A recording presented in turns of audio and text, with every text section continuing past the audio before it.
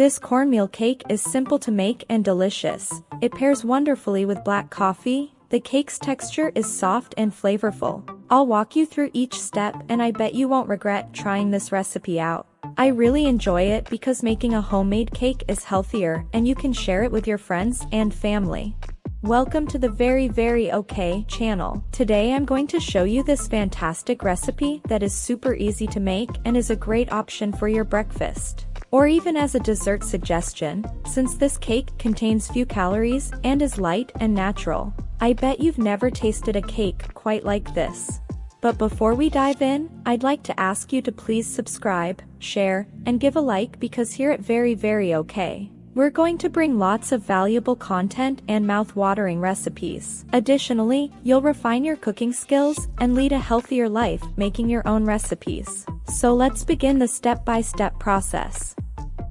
Here I have cornmeal, which you can find online or in some supermarkets. There are many brand options available.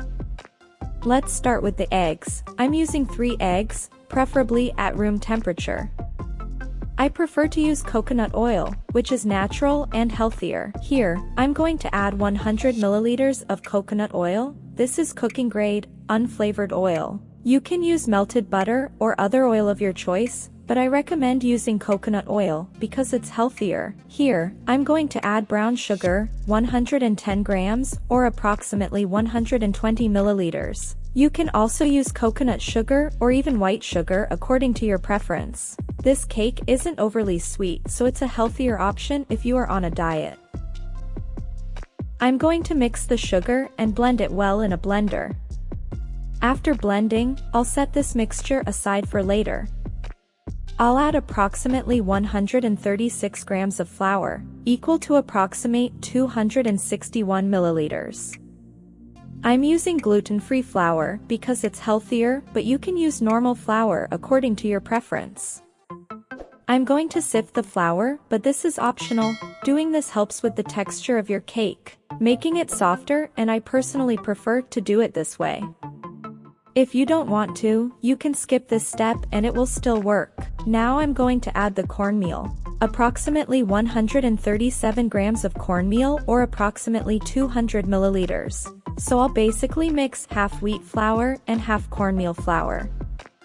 Now I'm going to mix in the liquid from the blender that I prepared earlier. One of the secrets is to mix it well. This recipe is very special, so while you're watching the video, please subscribe, like and share.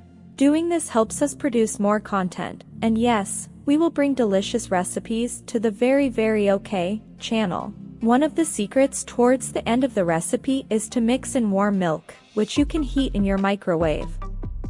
It can't be hot, just warm to help with the mixing. Here, I mixed in 100 milliliters of warm milk. Yes, it's necessary to mix well to ensure your recipe turns out right. I recommend that you preheat your oven to 180 degrees for about 5 minutes before baking. The batter becomes creamy, and now we will add 1 tablespoon of baking powder at the end. I'm going to mix the baking powder in with a spatula. After mixing the baking powder well, I'll use my silicone baking dish, which is easier and more practical. If you don't have a silicone baking dish, you can use a regular one, but you need to grease it with butter and flour first. Optionally, you can add shredded coconut, but this is optional. Now, I'm going to bake the cake at 180 degrees Celsius for about 35 minutes. The smell is wonderful. This recipe really is delicious and very simple. My cake is still hot. I'll wait for it to cool down and then I'll taste it. It's perfect for your breakfast. I hope you enjoyed today's video. Please like, subscribe, and share because we're going to present various recipes on the channel along with valuable content and a lot of useful information for the Very Okay channel. Thanks for watching.